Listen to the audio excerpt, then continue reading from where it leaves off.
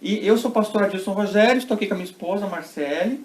Nosso tema de hoje é relacionamentos em tempos de confinamento. Você que é nosso amigo do YouTube, seja muito bem-vindo. Aquele like especial para nós. E fica antenado aí porque o papo hoje vai render. Nós vamos falar sobre pequenos grupos e a importância deles para a Igreja de Jesus nesse tempo. Isso aí. Pequeno grupo, célula, né? PG, o PGM, o que você achar que você entendeu, é isso aí. Tá? É o que nós vamos falar hoje. Né? Então vamos lá. A nossa amiga, grande amiga, Priscila Laranjeira, que está lá em Berzonte. Ó, já sei falar o sotaque dele. Berzonte. Ela é escritora de vários livros, a gente tem aqui alguns aqui, ó. Não tem tanto aqui, porque assim, a gente acaba dando de presente, né? Mas aqui, ó, tem o Pequenos Grupos, são 3 livros, esse aqui acho que é o primeiro. Aí tem mais outros 2 que não tenho aqui agora, tá? E tem outros livros aqui também, ó. Tem uma coleção especial para meninas. Se liga, garota. Esse é muito legal, muito top. Se você tem uma filha aí na idade da adolescência, pré-adolescência, dos 10 aos 14 anos, é uma idade bem legal, um pouco mais também. Muito legal. E aí, ó, um monte de coisa boa. Roteiros para encontros, roteiros para encontrinhos, para crianças e adolescentes. Priscila Laranjeira é top, top, top. O negócio aqui é muito chique, né? Não é qualquer um, não. Hoje a gente está na prateleira de cima, digamos assim. Nós queremos chamar a nossa convidada, a pastora, editora, escritora e nossa amiga Priscila Laranjeira. Agora sim! Viu? Esse é o jeito bom de apresentar gente importante. Tudo bem, Pri?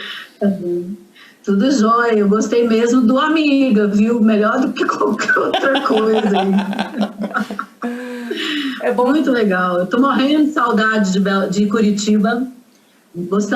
Saudade do clima, saudade das pessoas, saudade do ritmo da cidade, da beleza da cidade. Eu não tô reclamando da minha Belo Horizonte, mas 23 anos em Curitiba faz muita falta. 23 anos é muito tempo, né? Tem uma parte da família que ficou pra cá. Eu e a Priscila, a gente meio que se desencontrou. A gente viveu em Curitiba por um tempo, né? Aí ela ficou aqui e nós fomos pro Rio de Janeiro, pro Espírito Santo, passamos 9 anos fora. Quando a gente voltou, ela bateu asas e voou. A gente só teve tempo de se despedir dela e ela acabou indo, né? Eu vim pra perto da minha mãe, perto da minha família, ela foi pra perto da família dela e estamos todos grandemente abençoados. Eu tive o privilégio de levar a Priscila para falar no nosso retiro de esposas de pastor lá no Espírito Santo, que foi muito show, ficou marcado assim, na história do Raps, foi muito legal. É muito legal. Até ano passado o Espírito Santo era a minha segunda casa. Eu ia lá praticamente todo mês. Todo mês. Ah, não é? Porque encontro de mensageiras do rei, quem que tá no top? Hoje tá bom, Marcelo. Não, mas é verdade. Quando a gente encontra alguém que sabe se expressar de uma maneira totalmente bíblica, mas também totalmente atual, sabe? Uma pessoa que está conectada com o que acontece no Brasil e no mundo é muito diferente. Você ouve e isso fala não só ao seu coração, por ministração do Espírito, mas gera empatia. E acho que é por isso que as pessoas gostam muito de te ouvir e de ler os seus livros. Porque você é uma pessoa muito culta, muito sábia, que fala de uma forma muito simples, acessível, para que todo mundo entenda. Tem gente que sabe muito, mas fala tão difícil que a gente até olha assim, que legal, mas não se comunica, não transmite nada. Você é esse tipo de pessoa que consegue transmitir. E assim, a gente tá rasgando seda à toa, não. Um elogio lindo.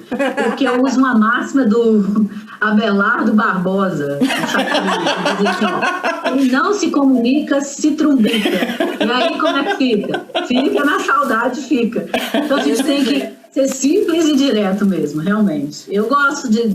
Esse é um elogio maravilhoso de se receber. Porque meu pastor aí em Curitiba, o Roberto Silvado, com toda a cultura, com toda a formação, é um homem tremendo de Deus que se comunica de forma assertiva e simples. E agora eu estou tendo o privilégio de ter como pastor o Jorge Linhares, que tem 248 livros publicados e também fala de forma simples. Eu acho que é isso que a gente precisa. Fazer como Paulo, falar mais complicado quando a pessoa requer isso e simples para se fazer entender. Fazer de simples, de sábio, de tolo, do que for preciso, mas comunicar a palavra. Porque é isso que esse é o papel da igreja, é para isso que a gente está aqui, para isso que estudamos, é para isso que trabalhamos. Vocês mesmos.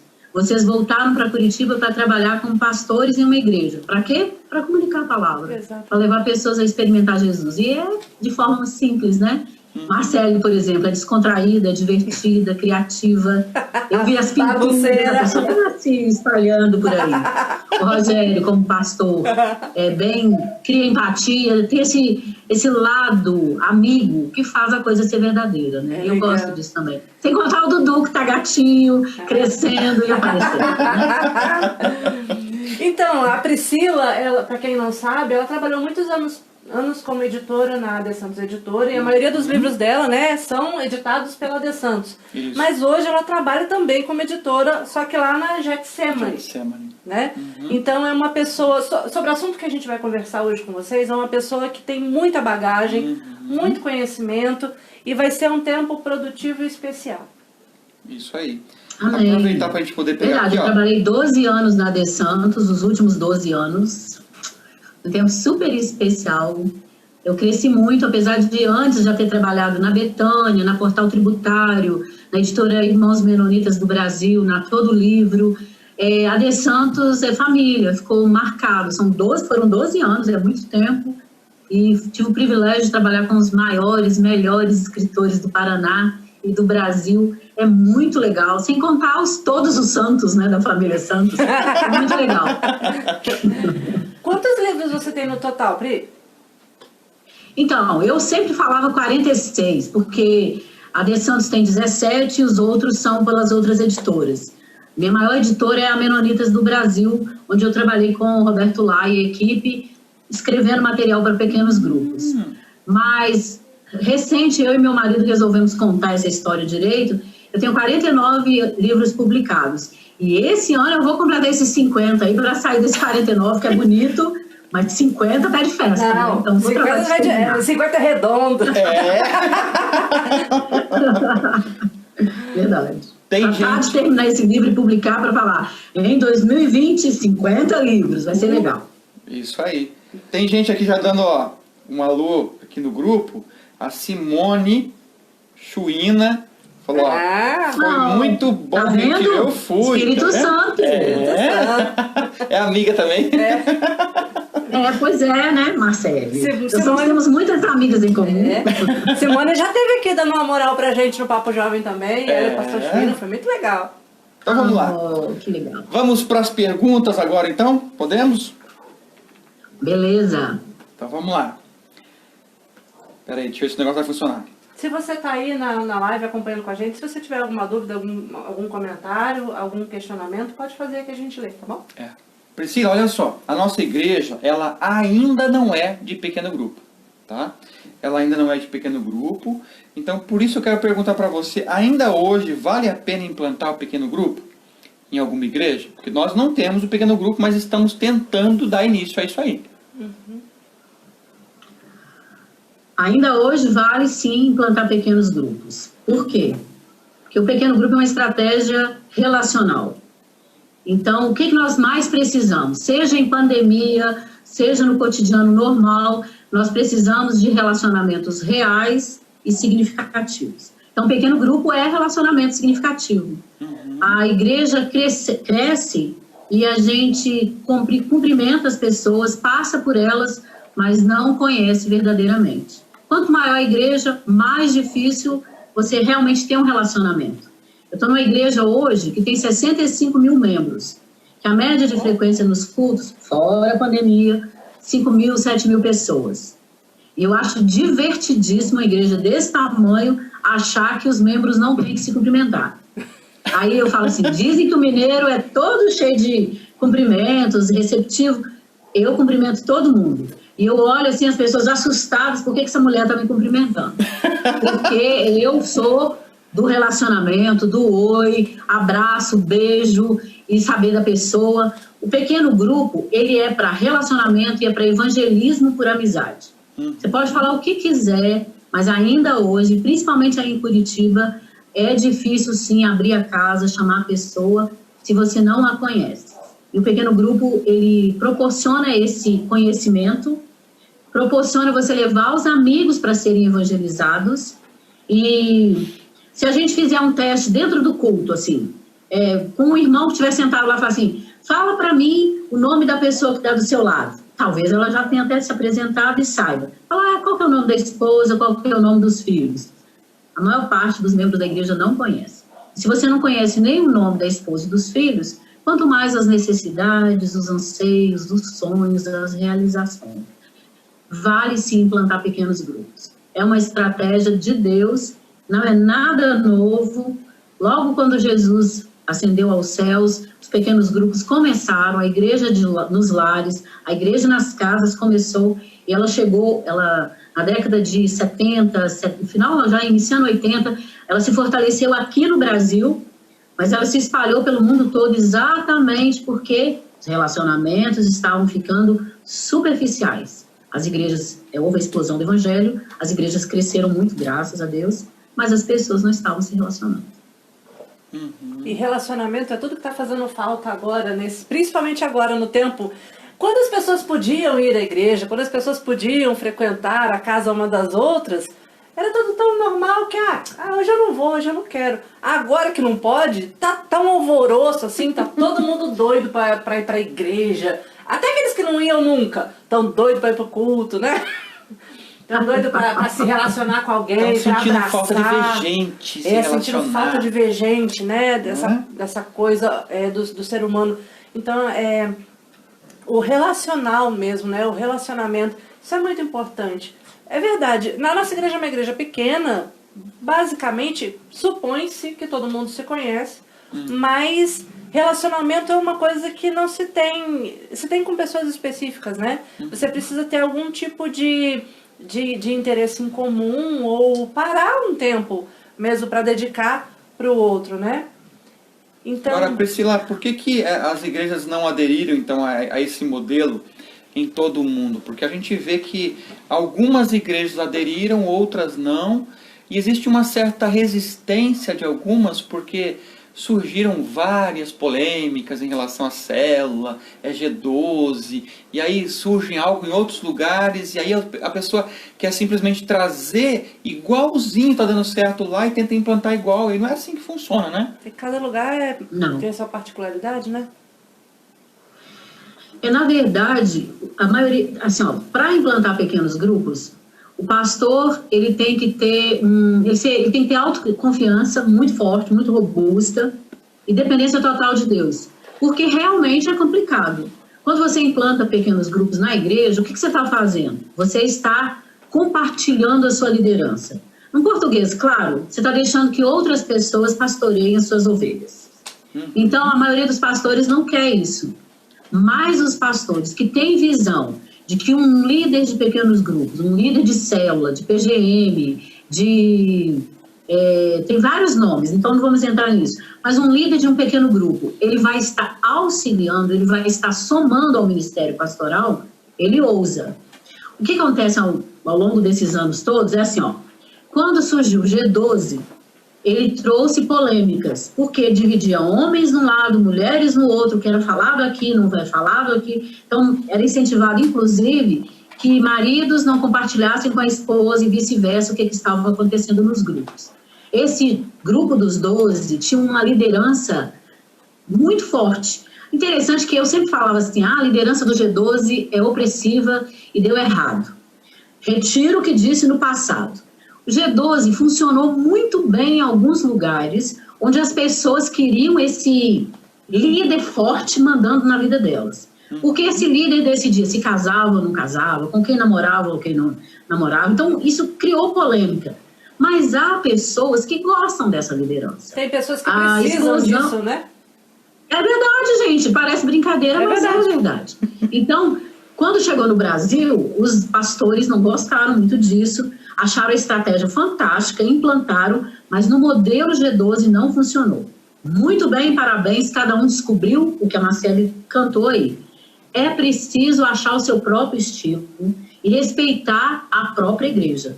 Uma coisa que eu digo ao longo desses anos todos, eu trabalho com pequenos grupos há 27 anos, então uma coisa que eu digo ao longo desse tempo todo é: não deixe para trás quem não entendeu e não aderiu à estratégia. Liderando pequenos grupos, o sucesso de um pequeno grupo é capacitação da liderança. Porque parece que é tudo muito bonito, muito legal, mas não é tão simples.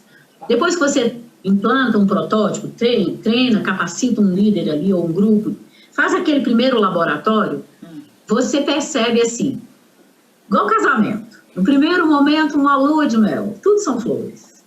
Depois de uns dias, você começa a ver que não é bem assim, não. Na minha família era assim, na sua é assim. Começam a aparecer pequenas divergências. O pequeno grupo também é assim. Então, há um momento de lua de mel.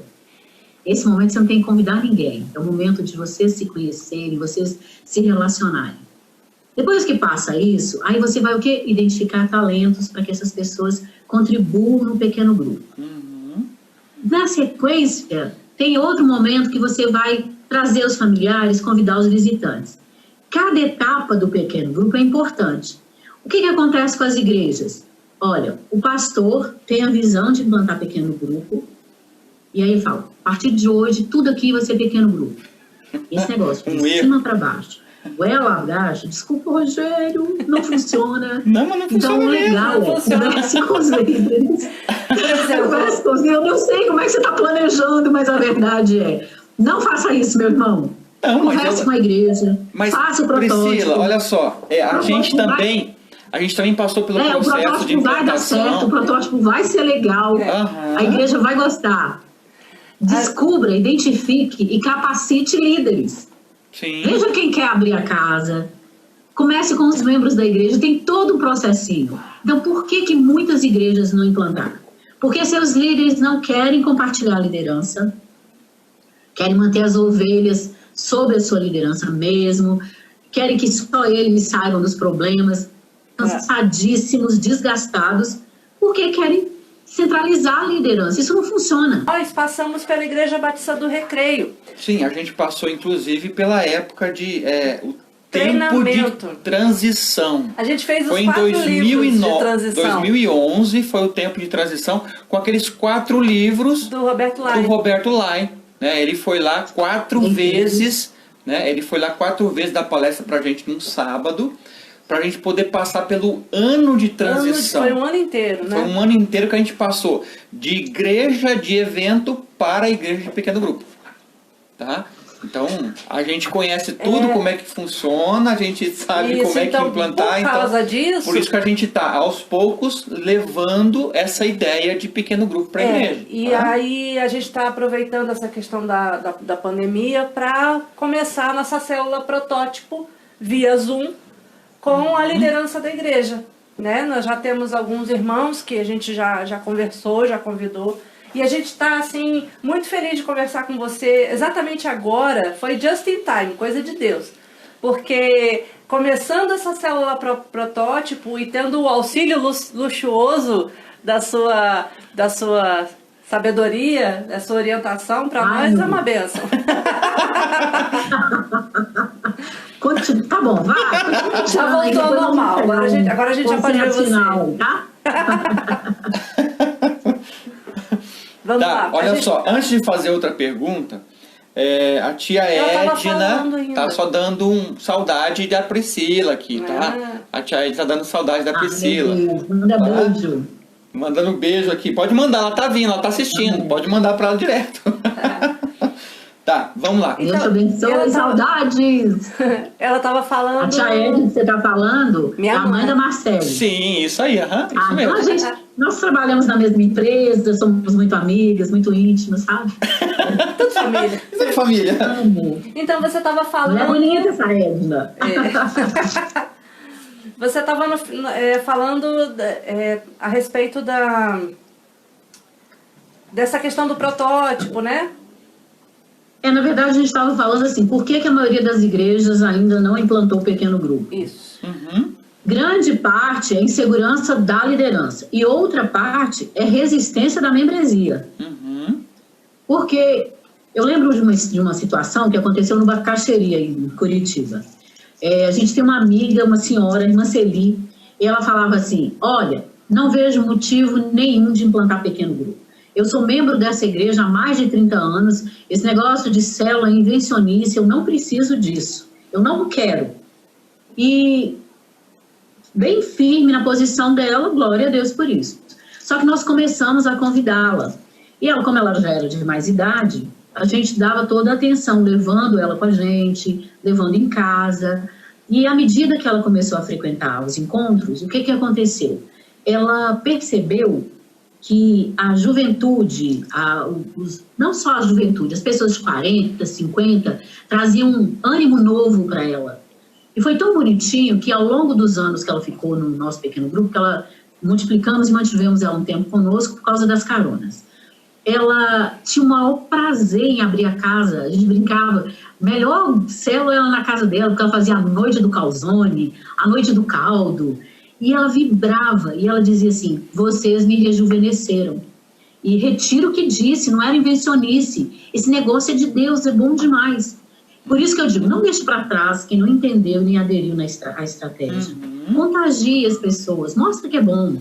Se os seus líderes estão participando de uma célula online, de uma capacitação, de um treinamento online, eles já estão entendendo que isso é importante, que isso é um mover de Deus. A igreja, depois quando vocês colocarem esses líderes para formarem as células, você vai ver que a igreja vai aderir.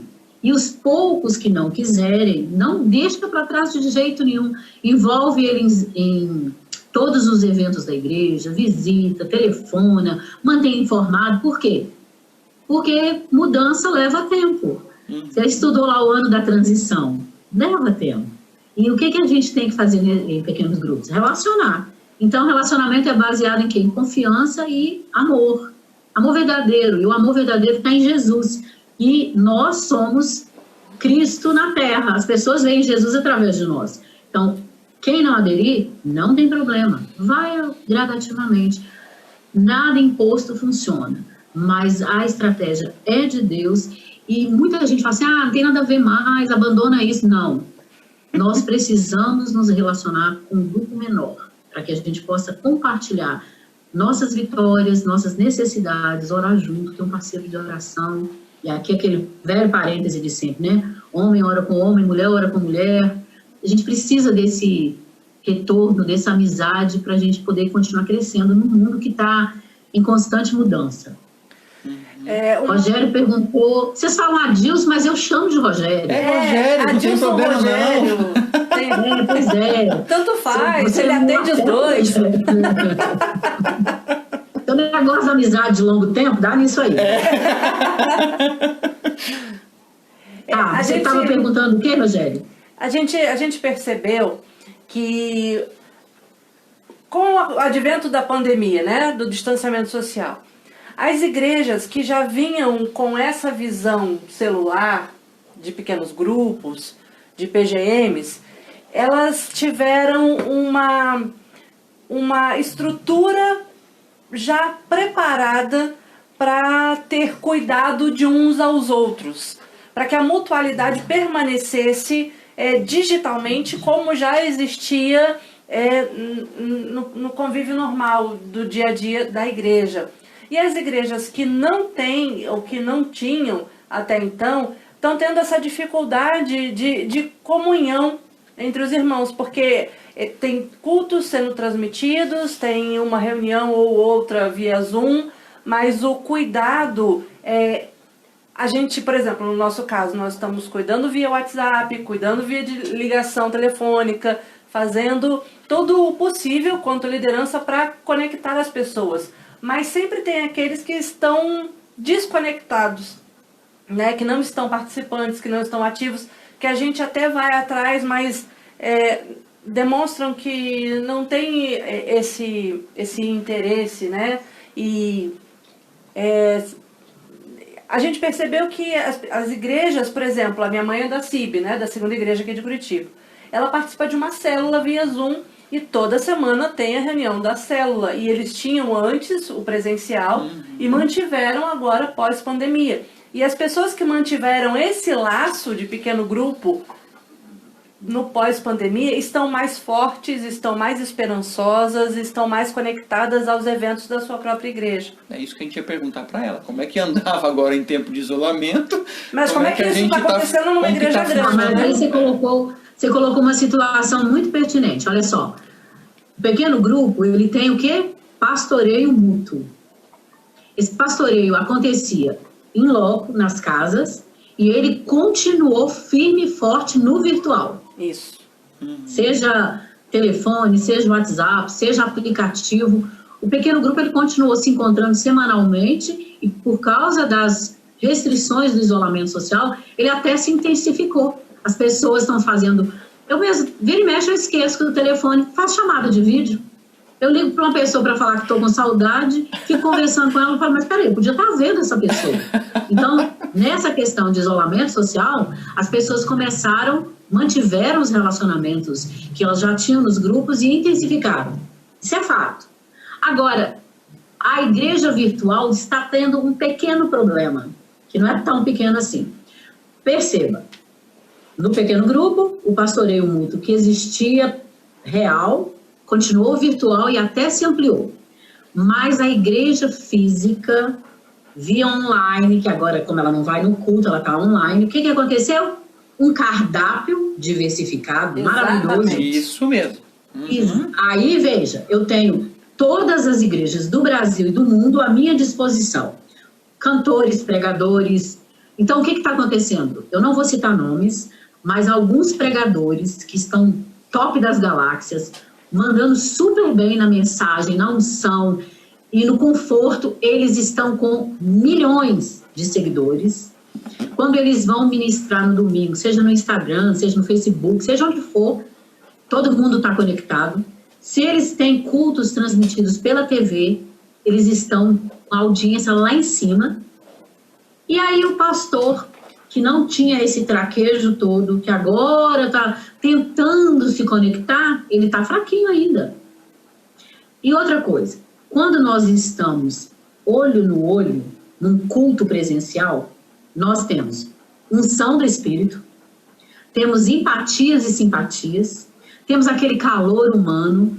Eu não sei vocês, mas quando eu estou ministrando qualquer coisa, eu fico de olho em quem está me ouvindo. Se a pessoa boceja, faça ela cantar uma musiquinha e ficar de pé. Se a pessoa mostra assim, que está entediada, eu falo, meu Deus, o que eu estou fazendo errado aqui? Eu não gosto de usar técnica, não, mas tem que ser sensível. Ou você anda, ou você fala com mais força, ou você chega perto da pessoa para ela acordar. Então, o culto presencial, ele tem tudo isso. Agora, o online, ele é diferente. Se eu estou escolhendo quem vai pregar, e a conexão está ruim, a imagem está ruim, nós estamos igual, usando a igreja igual a gente compra comida. A gente vai no aplicativo, hoje eu não quero, estou enjoado desse cardápio, eu vou para o próximo. Quem é que vai me entregar o melhor hoje? Então, você percebeu, Marcelo e Rogério, que é o seguinte, o pastoreio mútuo está fortalecendo as igrejas. Por quê? Eu estou gostando de estar com meus irmãos e ansiando pelo abraço físico, pelo encontro que está acontecendo. Todo dia eu estou vendo, estou sorrindo. Pois é, eu não estava com saudade de vocês. Mas agora a gente falando, quando eu for a Curitiba, eu vou querer te dar um abraço, não é verdade?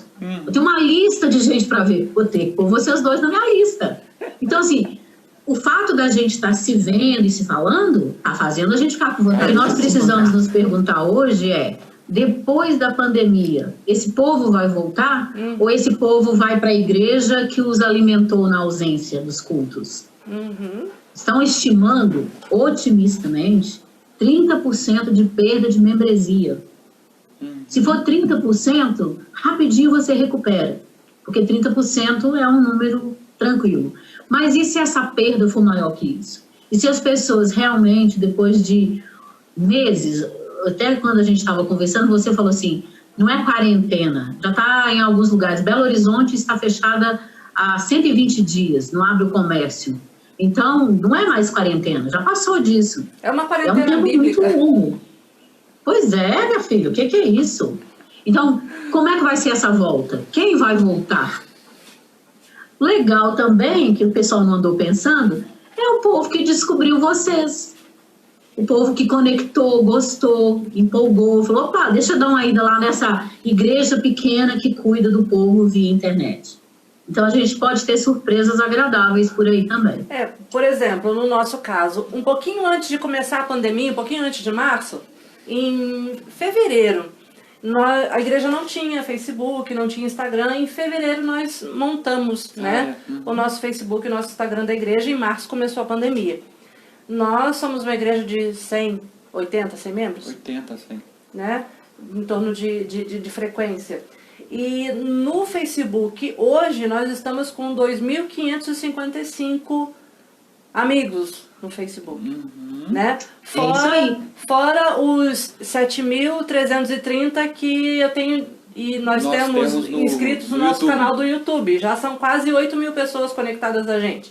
Então, a igreja física tem tido esse tipo de perda, né? Um membro ou outro se desligando, se desconectando para se conectar em outro lugar, e outras pessoas de um ambiente muito grande se conectando a nós. Então, como vai ser quando voltar, vai ser... A única coisa que a gente tem certeza é que vai ser muito diferente. Né? Nem todos os que faziam parte farão, nem todos os que faziam parte do dia a dia farão, mas outras pessoas virão. E a gente não pode sofrer com isso, né? A gente tem que aceitar isso como sendo oxigenação, né? É um tempo novo, um renovo. As pessoas que foram vão levar vida para outros lugares, e as pessoas que vierem receberão vida de Jesus, porque ninguém por pertencer a uma placa de denominação, a uma igreja, é insubstituível, nem o pastor. Todos somos substituíveis e todos vamos morrer um dia, né? Mas o fato é que a gente não pode deixar que o desânimo, essa é uma palavra na qual a gente tem batido em cima dessa tecla desde o início da pandemia. Nós somos agentes da esperança, nós pregamos a esperança, as boas novas em Jesus, e não tem isolamento que nos vai tirar essa esperança viva e essa fé de que Deus continua no controle de todas as coisas, e que a gente não pode desanimar, não pode desmotivar, não pode simplesmente ficar esperando o caos, como os jornais têm pregado. Aqui na Getsemane, eu achei muito interessante que o pastor Jorge é dos pastores que bateram de frente de que a igreja não pode se fechar. Então a igreja não fechou dia nenhum. E foi muito interessante que no auge do pico, em abril e maio, a igreja adotou uma estratégia que as pessoas não falam, não comentam, mas foi o que sustentou a igreja. Cultos de hora em hora. Você não acredita? Das 9 da manhã às 22 horas, foi montada uma escala de cultos. Olha só, que foi um negócio, um esforço gigantesco. Conjunto, né? Tem aí você fala assim, nós tinha gente nesses cultos? Pouquíssimos. Eu mesmo cuidei de alguns às 14 horas ou às 15 horas. O que a gente fazia nesse culto? A gente pregava e orava. Cantar não, mas pregar e orar sim.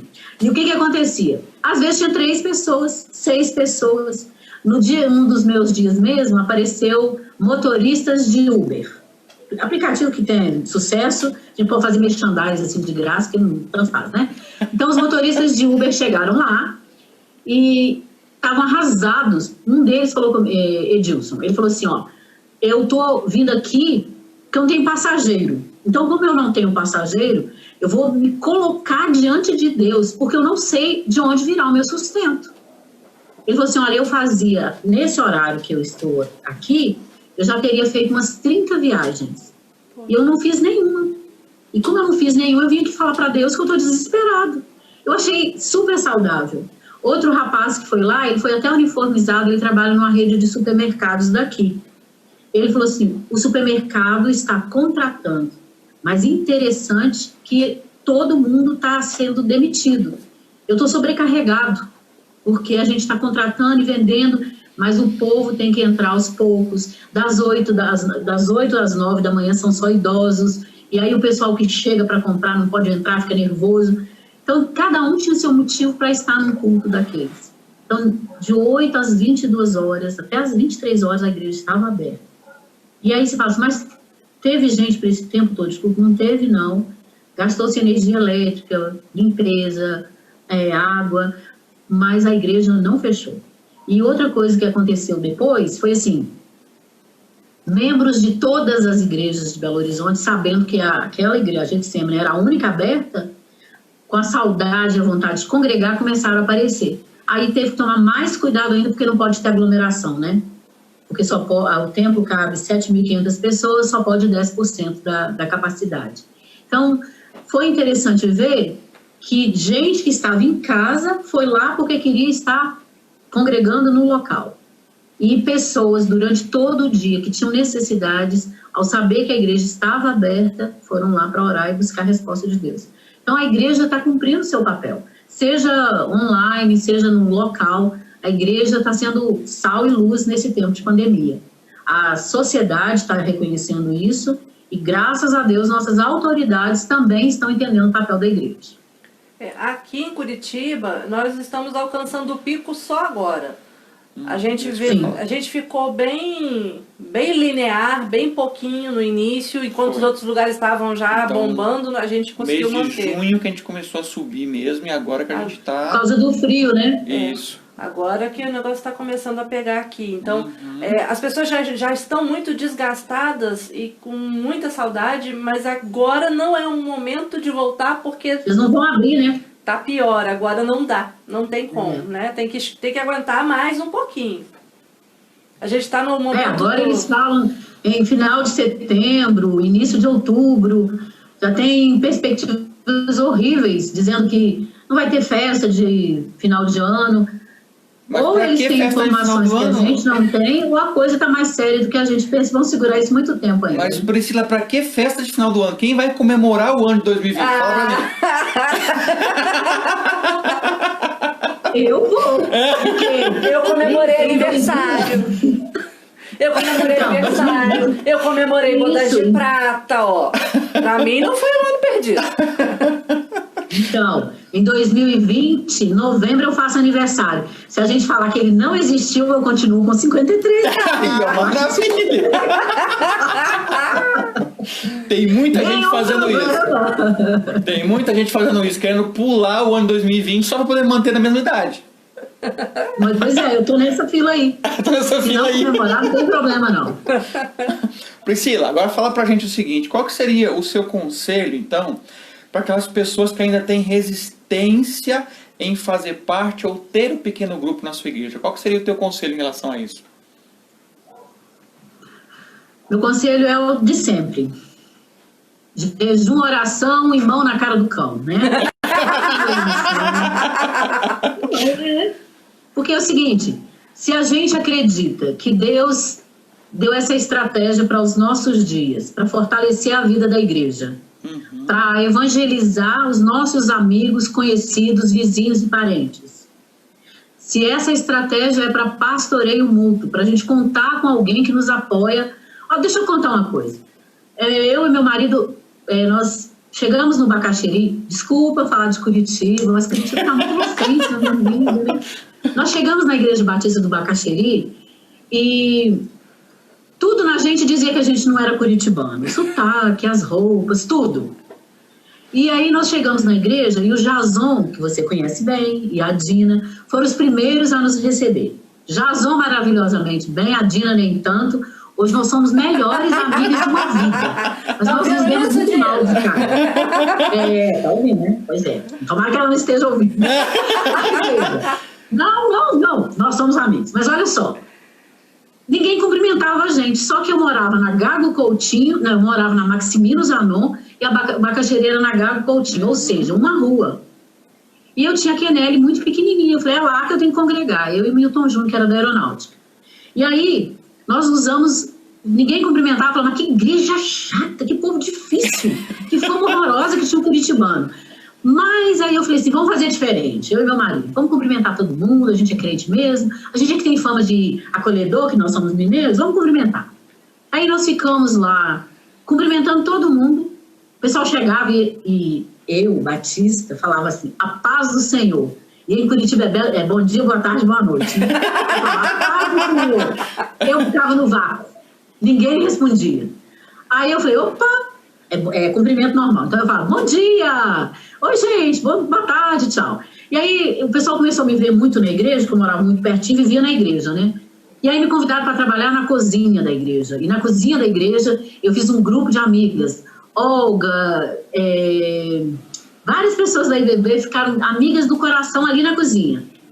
Quando o pastor Roberto ia começar o primeiro treinamento com o Roberto Lai para a liderança, ele fez uma estratégia um pouquinho diferente. Ele pediu para indicar o pessoal da igreja, escrever no papelzinho quem eles achavam que tinha um perfil de liderança, quem deveria ir para esse treinamento. Sabe o que aconteceu? Algumas pessoas sabiam que meu nome era Priscila e do meu marido Milton. A maioria colocou assim, aquele casal de Minas Gerais. Tá entendendo?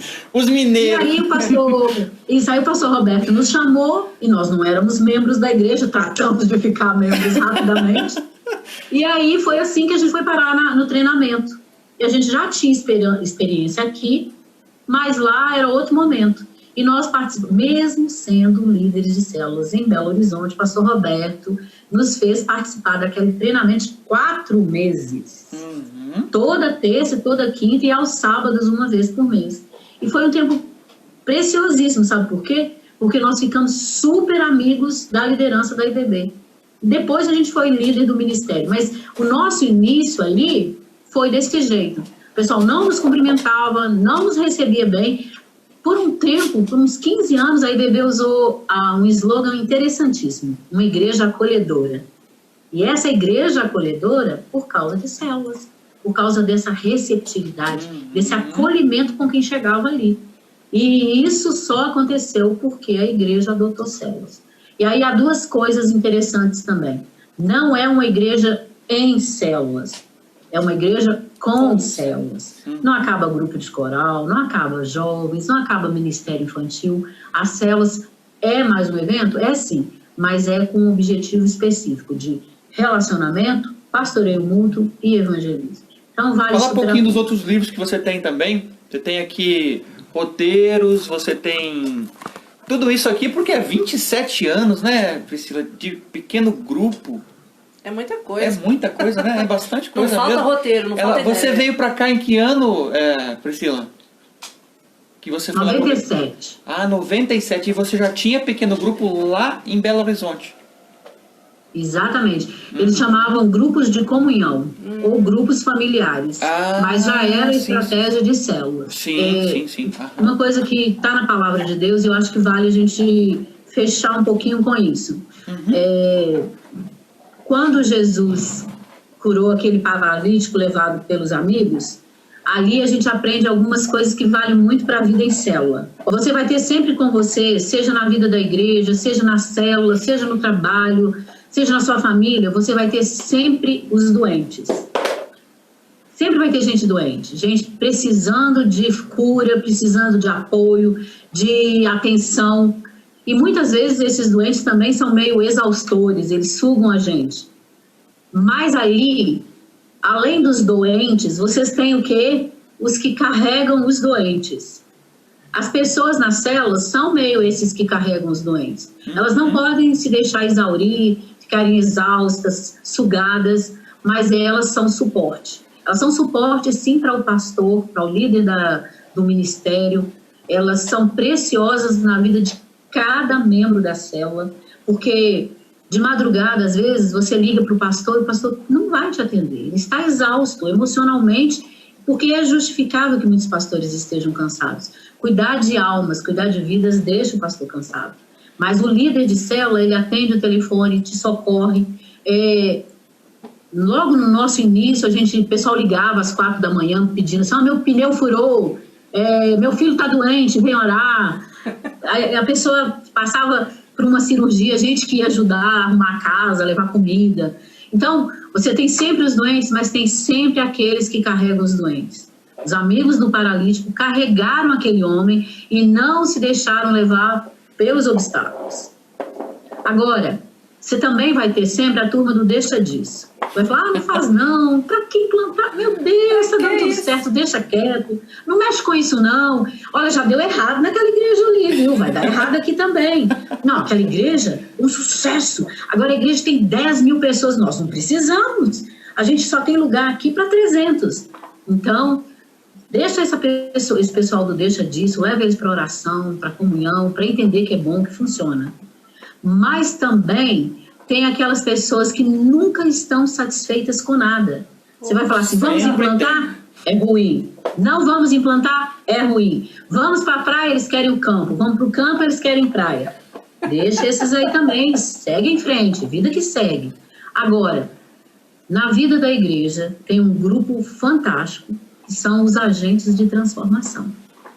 Esses líderes que estão participando das lives, que estão topando participar de uma capacitação, de uma conversa, certamente eles têm um coração comprometido com o Senhor. Eles são agentes de transformação, sim. Eles querem ver vidas edificadas, vidas saradas. Eu acompanho uma moça, ela é professora de diversas faculdades aqui em Minas Gerais. Ela é muito bonita, muito bem sucedida. Sabe do que ela está sofrendo? Solidão. Ela está tomando remédio antidepressivo, ela está fazendo acompanhamento com psicóloga e psiquiatra, e o diagnóstico é só solidão.